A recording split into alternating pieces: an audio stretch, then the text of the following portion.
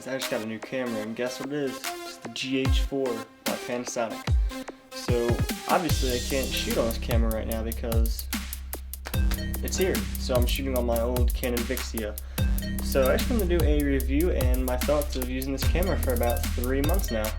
So let's dive right into it. So first off, let's do a 360 view of the camera here.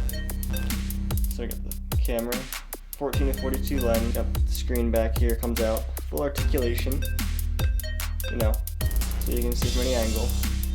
Optical viewfinder, all your dials and your buttons, and your SD card slots over here, and your batteries on the bottom.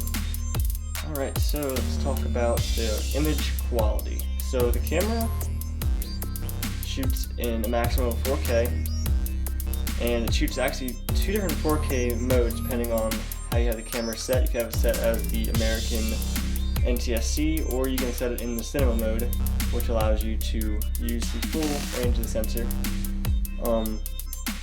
It shoots up to, I believe, either 96 or 120 frames per second in 1080p, but you don't get any sound with that.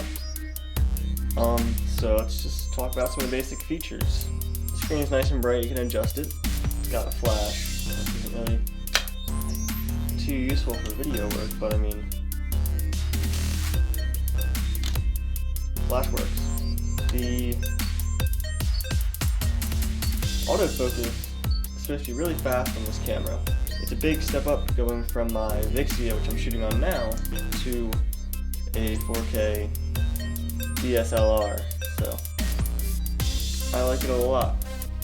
The only issue I've run into so far is the battery life for shooting time lapses. It only holds about a 3-hour battery when it shoots time lapses, which isn't bad, don't get me wrong, I'm not complaining, but I definitely need to look for an alternative power source for the camera.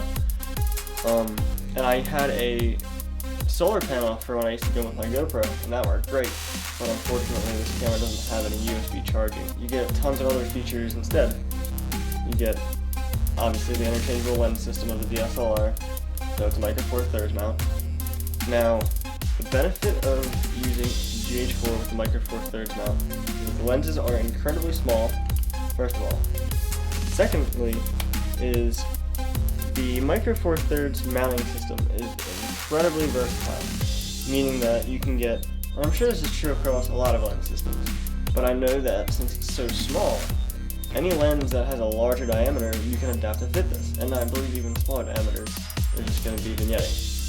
So Canon lenses fit great on here, Nikon lenses I'm sure will fit great. I don't have any Nikon lenses for it though. I have 3 Canon lenses actually that I have 1, 2, 3, 4, I have like 8 lenses I think. I have 2 50mm lenses that I got at the yard sale for $10, and I got, at the same yard sale, I actually got 3 lenses. 2 50s and it was 2 50s and a 70 to 210mm. So here's one of the 50mm, this one here happens to be a Minolta f2 to f22. So yeah, I'll put it on here real quick so you can see how it looks. It's a little adapter on it. Just goes right on there, just like basically like you're putting your lens on a camera, and it just goes right on there, just like that. So now I got the 50mm lens on there, but it really isn't 50mm. Any lens that you get that isn't a standard micro four thirds mount is going to be either measured on film or an APS-C sensor. Whatever it's measured on, you have to find what the crop factor to micro four thirds is. For Canon lenses and the lenses I have, it happens to be around a 2 times crop factor, meaning this 50mm in reality is a 100mm focal length lens. So that means my 70 to 210 is a 140 to 420mm lens. So it is benefiting because you can get a really long range lens from a solid short lens, but to get a short lens, you only get a 50mm lens, you have to buy a 25mm lens, which they're hard to find because 25mm isn't really common, and it wasn't common when they shot a lot of film. So that's my one, not so much gripe, but I do like, I'm not going to complain about that because it can come in handy if you know what you're doing.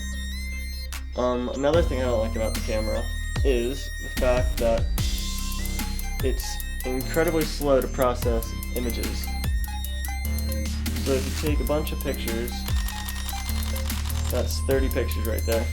It's still processing the pictures, and you can't actually record while it's set to, or while it's processing the pictures. So I thought this at first was just the memory card, but it's not, because I have a 64 gig class 10 UHS, whatever that is, rating, 3 rating on that. So it's not the card. It's just the camera processes the images really slow. Now I think I can change into the video mode and get, yep, there I can record video. But if I'm in the native picture mode and I hit the record button, there's two different ways to record video. With the record button in the video, in the manual or program, whatever mode, or if you put it in the cinema mode, the shutter button actually does the recording, I guess you could say. And another thing I don't understand about this camera is, if it's a mirrorless camera, why does it have a mirror, like, why does it, excuse me, if it's a mirrorless camera, why does it have a shutter?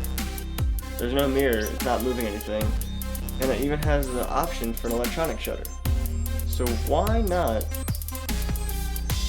remove the shutter? Like what's the point of having a shutter then? I mean, I understand it sounds cool though. Well, that's video. I understand the shutter. What am I doing here? Come on. The shutter, the click, sounds neat and all. Though. Why can't we eliminate the shutter? It's got an electronic shutter built in, so why can't we just eliminate the manual shutter? I don't understand. But that's nothing major to be concerned about, I guess. So yeah, I mean, I've shot some 4K with it. I made a 4K video and I tried to put it on YouTube, but with my current internet settings, not internet settings, my internet connection, it would have taken 3,291 hours to upload, which is roughly a week and a half. Actually, it might be more than that, I forget. I calculated it out. Correct me if I'm wrong. So that wasn't going to happen, so I just downscaled all to 1080p. And the video that I'm talking about is the one I did about the lenses that I have for my camera. So if you haven't seen that yet, go check that out. You can see all the lenses I got, and actually the prices I got them for. You'll be surprised that I got them all for relatively cheap. I think it was around $100 for the whole thing, except for the one Canon lens, which was $100 by itself. But I didn't even buy that lens for this camera. I bought that for a different camera, and I just happened to use it. So like I said, it shoots 4K. It's got all the bells and whistles, I guess you could say.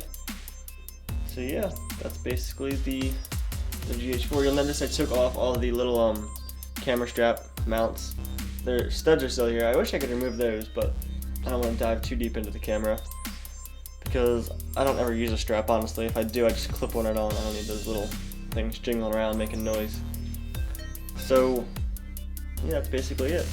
Thanks for watching, and maybe I'll throw in some clips at the end of this. Maybe I'll throw in some time lapses that I've shot with this in 4K resolution, downscaled to 1080p. So we'll see. And I'm sorry the quality of this video probably wasn't as good as I wish it was, because I'm shooting on my Vixia. It's still going to be 1080p, but you're not going to get the range of colors the GH4 has, or the depth of field. You're going to see the background, and I'm sure it's going to look great. So as always, thanks for watching. I'm going to try and start doing more videos because I need to do that. And yeah, I just hit 30,000 views. I'm right around 100 subscribers, so it's starting to pick up a little bit. So thanks for watching, and I'll see you guys next time.